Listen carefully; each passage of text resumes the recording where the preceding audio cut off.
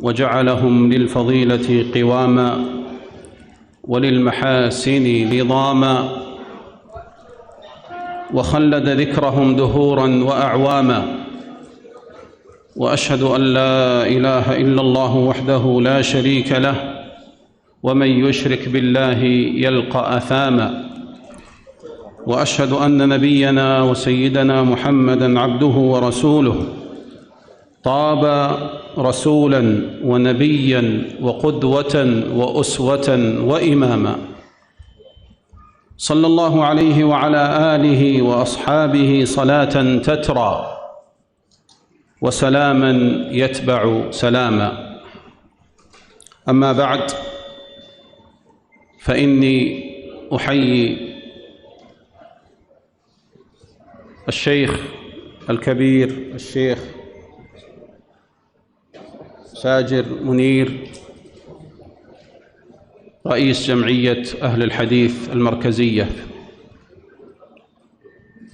وفضيلة الشيخ طاهر عبد الكريم، وفضيلة الشيخ علي أبو تراب، وفضيلة وكذلك معالي صاحب المعالي رئيس الشؤون الدينية وصاحب المعالي رئيس برلمان البنجاب. وأحيي العلماء والمشايخ الفضلاء، وأحيي أهل العلم، وأحيي دعاة الكتاب والسنة، أهل الحديث، ودعاة أتباع السلف الصالح. أحييكم من كل قلبي، فأنتم حبكم ملء الروح، ملء الفؤاد والروح.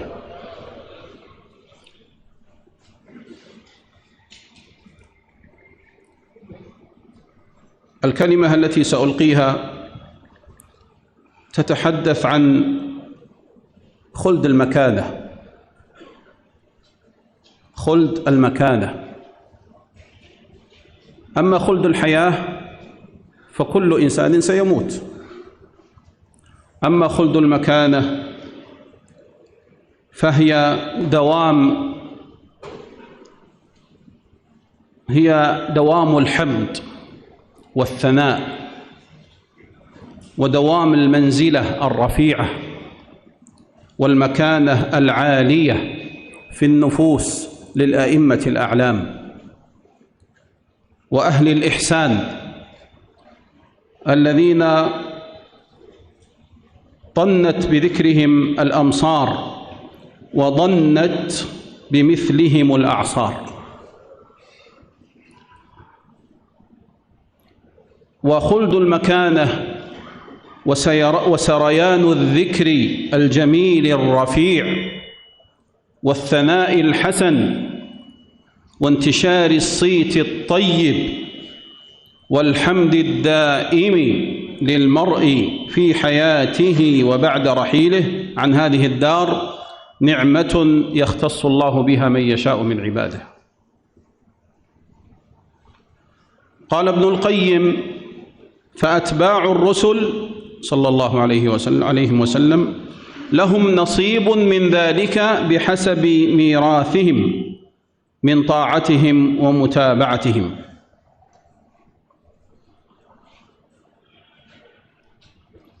قال الشاعر: وما لامرئ طول الخلود وإنما يخلده طول الثناء فيخلد. وقال الآخر: وذكرك في شرق البلاد وغربها يسير به بالخير غاد ورائح.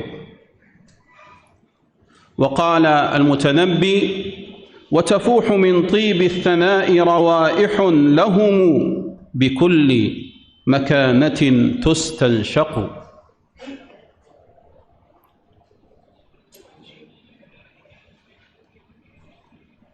وقد ورد في كتاب الله عز وجل آيات كثيرة في بيان هذه المنزلة للأئمة الأعلام وأهل الإحسان من الناس، كما قال جل وعلا: إن الذين آمنوا وعملوا الصالحات سيجعل لهم الرحمن ودا. قال ابن كثير رحمه الله تعالى: يخبر تعالى أنه يغرس لعباده المؤمنين الذين يعملون الصالحات، وهي الأعمال التي ترضي الله عز وجل لمتابعتها الشريعة المحمدية، يغرس لهم في قلوب عباده الصالحين مودة، وهذا أمر لا بد منه ولا محيد عنه. وقال جل وعلا: واذكر عبادنا إبراهيم وإسحاق ويعقوب أولي الأيدي والأبصار إنا أخلصناهم بخالصة ذكر الدار وإنهم عندنا لمن المصطفين الأخيار. ومعنى أولي الأيدي والأبصار أي أولي القوة في الطاعة، وأولي الأعمال الجليلة والعلوم الشريفة والبصائر في الدين والعلم. ومعنى إنا أخلصناهم بخالصة ذكر الدار أي أخلصناهم بذكر الآخرة والتأهب لها، فليس لهم ذكر غيرها، وبدعوة الناس إلى الآخرة وإلى عبادة الله تعالى وحده.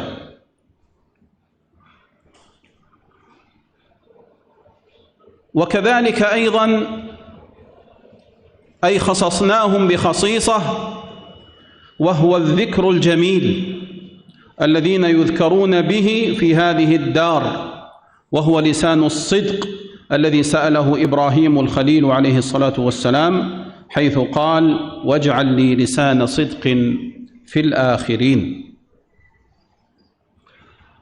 وقال جل وعلا: واذكر إسماعيل واليسع وذا الكفل وكل من الأخيار، أي اذكرهم بفضلهم وصبرهم لتسلك طريقهم. هذا ذكر أي هذا شرف وثناء جميل يذكرون به أبدا. وقال جل وعلا: وجعلنا لهم لسان صدق عليا، أي جعلنا لهم ذكرا جميلا وثناء حسنا.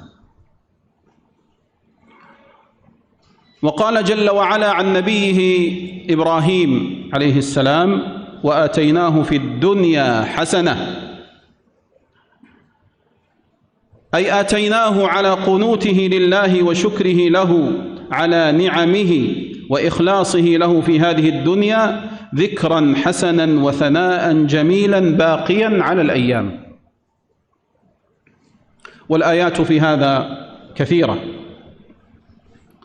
ومن الأحاديث التي تدل على ذلك، على هذه المنزلة الرفيعة التي يعطيها الله عز وجل أهل العلم وأهل الإحسان، قول النبي عليه الصلاة والسلام: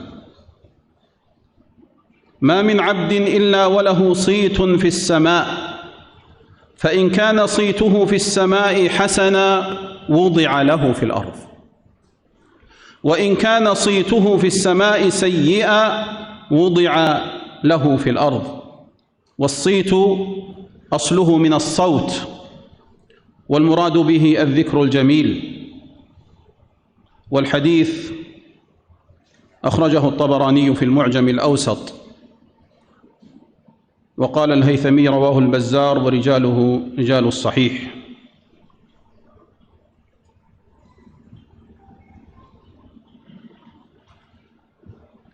وقوله عليه الصلاة والسلام من حديث ابن عباس رضي الله عنهما: أهل الجنة من ملأ الله أذنيه من ثناء الناس خيرا وهو يسمع، وأهل النار من ملأ أذنيه من ثناء الناس شرا وهو يسمع.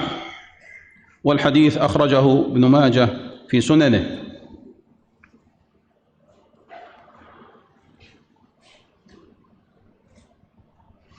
وهناك أيضا حديث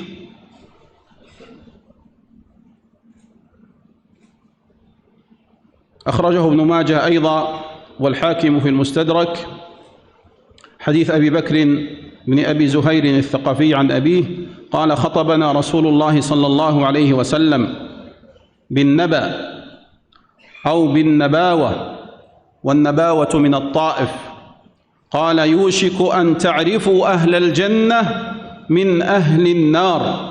قالوا: بما ذاك يا رسول الله؟ قال: بالثناء الحسن والثناء السيء. أنتم شهداء الله بعضكم على بعض. وفي حديث أنس رضي الله عنه قال: مروا بجنازة فأثنوا عليها خيرا، فقال النبي صلى الله عليه وسلم: وجبت. ثم مروا بأخرى فأثنوا عليها شرا، فقال: وجبت. فقال عمر بن الخطاب رضي الله عنه: ما وجبت؟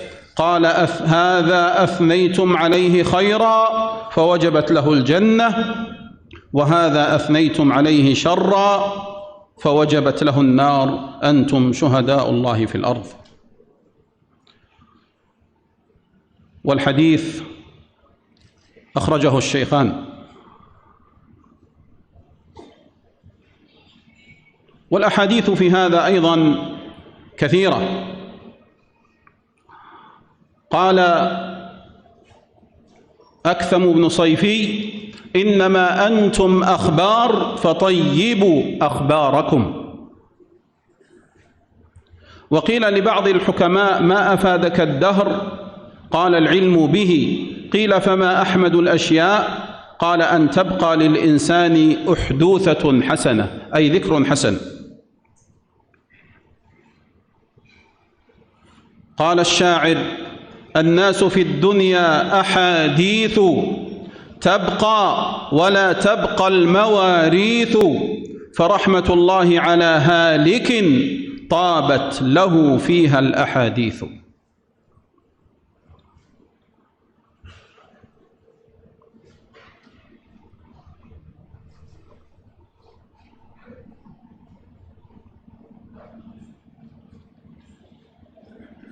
وقال ابن هانئ الأندلسي: فإذا سعيت إلى العلا لم أتئد، وإذا اشتريت الحمد لم أسترخصي، شرفت أعنان السماء بهمتي، ووطئت بهرام النجوم بأخمصي.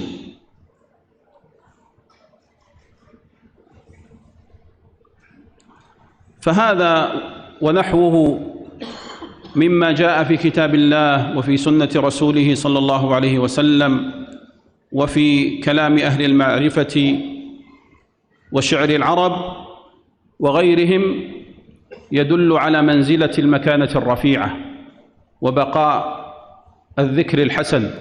فينبغي لنا جميعا أن نعمل الأعمال التي نرجو أن نبلغ بها جنات النعيم، وأن نخلص النية في الله، نخلص النية لله في دعوتنا وفي تأليفنا وفي عباداتنا كلها. ولكن سنة الله الباقية أن من أحسن إلى الناس إما بتعليمهم أو وإرشادهم وإغاثتهم وإعانتهم وبناء المساجد وحفر الآبار وتأليف الكتب وشرح المتون العلمية ونشر كتاب الله وسنة رسوله صلى الله عليه وسلم، أن من فعل ذلك فإن الله يكتب له الثناء الحسن بين الناس. كم من العلماء الذي مات قبل 1000 سنة والذي مات قبل 400 سنة أو 500 سنة أو 600 سنة ولا زال ذكرهم بيننا، نذكرهم ونثني عليهم ونحمد فعالهم ونستفيد من علومهم وندعو لهم الدعاء الكثير، ونحن كذلك سنغادر هذه الدنيا. فيجب علينا جميعا أن نعمل لأنفسنا ما يكون لنا رفعة في الدنيا وفوزا في الآخرة وبقاء لذكرنا ويكون حاديا للناس إلى الاقتداء بنا في عمل الصالحات. وشرط ذلك كله هو إخلاص النية لله عز وجل. أهل السنة الدعاة إلى التوحيد يبقى ذكرهم ويرتفع بين الناس قدرهم، وأما أهل البدع والخرافات فلا يبقى لهم إلا الذكر السيء، لا تجد لهم مادحا ولا تجد لهم داعية. فنحن يا أهل العلم علينا واجب عظيم أن نجمع كلمة المسلمين، نجمعهم على الحق وعلى الكتاب وعلى السنة، وأن نؤلف بين قلوبهم. علينا يا أهل العلم أن نحذر من الفرقة ومن الاختلاف ومن الحسد ومن القطيعة ومن البغي ومن الظلم. علينا أن نجل علماءنا ونقدر كبراءنا ونحترمهم، وعلينا أن نقدر أيضا من هو أصغر منا. علينا جميعا أن نكون دعاة خير ودعاة بركة ودعاة إحسان، وأن ندعو إلى الله بالرفق واللطف والشفقة والإحسان بلا عنف. فإن كما قال النبي عليه الصلاة والسلام: من يحرم الرفق يحرم الخير كله. إن الرفق لا يكون في شيء إلا زانه، ولا ينزع من شيء إلا شانه. من يعطى حظه من الرفق يعطى حظه من الخير كله. وإن الله رفيق يحب الرفق، ويعطي على الرفق ما لا يعطي على العنف وما لا يعطي على ما سواه. وكذلك فيما يتعلق بالعقيدة، فإن العقيدة قد اتفق عليها الصحابة، فلا مجال للاختلاف في العقيدة. العقيدة قد نقلها الصحابة لنا نقية، فيجب علينا أن ننقلها إلى أجيالنا وإلى أبنائنا نقية خالصة من الشرك ومن البدع والخرافات والخزعبلات. وأما ما يخص الفقه فإن المسائل الفقهية منها ما هو محل إجماع، فإن الإجماع لا يجوز نقضه ولا تجوز مخالفته. ومن المسائل الفقهية ما يكون فيها نص شرعي من كتاب الله أو سنة رسوله صلى الله عليه وسلم، فهذا ينبغي أن يخضع الإنسان لما قال الله وقال رسوله صلى الله عليه وسلم، إلا أن يكون عنده هذا الحديث لا يثبت، أو عنده معارض لهذا الحديث بحديث آخر، أو نحو ذلك مما لا يخفى. وأما قضايا الاجتهاد، المسائل الفقهية التي هي محل الاجتهاد، فهذه لا إنكار فيها، وليست هي محل الولاء والبراء. فإذا كان الإنسان على مذهب أبي حنيفة أو مذهب الشافعي أو مذهب مالك أو مذهب الإمام أحمد، فهذه هي المذاهب الفقهية الأربعة السنية. فإذا كان الإنسان يتبع في الفقه أحد المذاهب ويقلد أحد العلماء فهذا لا حرج فيه ولا إنكار فيه، وليس محل التنازع والتطاحن والتقاطع والتدابر. لكن الواجب على جميع أتباع المذاهب الأربعة أن يبحثوا عن الدليل، لأن الدليل هو الذي عليه المعول. نحن أبناء الدليل، أينما مال بنا نميل. نحن أبناء الدليل، أينما مال بنا نميل.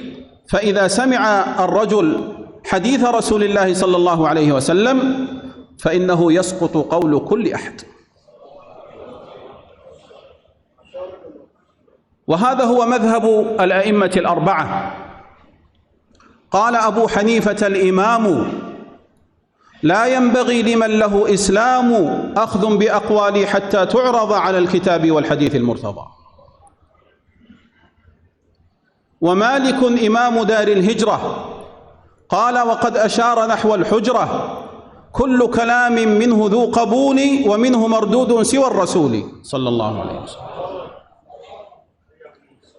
والشافعي قال: إن رأيتم قولي مخالفا لما رويتم من الحديث فاضربوا الجدار بقولي المخالف الأخبار. وأحمد قال لهم: لا تكتبوا ما قلته بل أصل ذلك اطلبوا، دينك لا تقلد الرجال حتى ترى أولاهم مقالا. فنحن بإذن الله نعيش على الكتاب والسنة ونحيا على الكتاب والسنة وندعو إلى الكتاب والسنة ونموت على الكتاب والسنة. أسأل الله العظيم رب العرش العظيم أن يحفظكم وأن يحفظ المشايخ والعلماء وأهل العلم وأن يجزيهم خير الجزاء، وأن يحفظ باكستان، أن يحفظ أمنها وأهلها واستقرارها. أسأل الله من أراد بباكستان شرا أو فتنة أن يرد كيده في نحره. أسأل الله سبحانه وتعالى أن يحفظ جمعية أهل الحديث المركزية، شيخها وأستاذها وكبيرها وإمامها الشيخ ساجد والمشايخ الأجلاء، وأن يحفظ العلماء وأن يحفظكم جميعا. وأهديكم تحية وسلام خادم الحرمين الشريفين الملك سلمان بن عبد العزيز حفظه الله، وسلام وتحية الأمير صاحب السمو الملكي الأمير محمد بن سلمان بن عبد العزيز رئيس مجلس الوزراء، وتحية الشعب السعودي. وأنتم يا أهل الحديث في القلب والروح. السلام عليكم ورحمة الله وبركاته.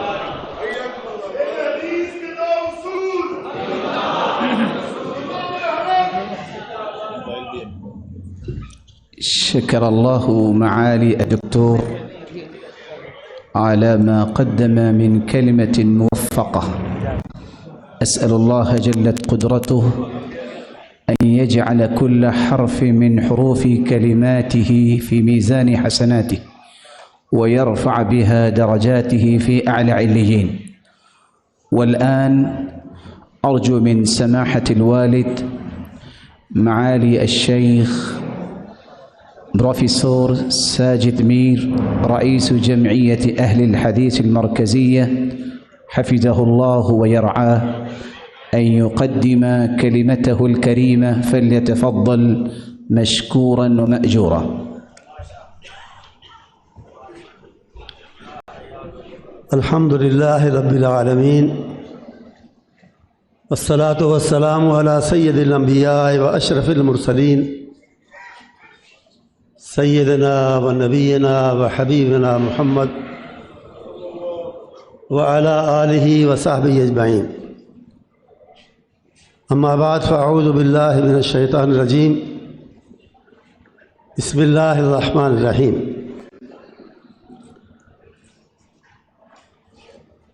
إصالة عن نفسي ونيابة عن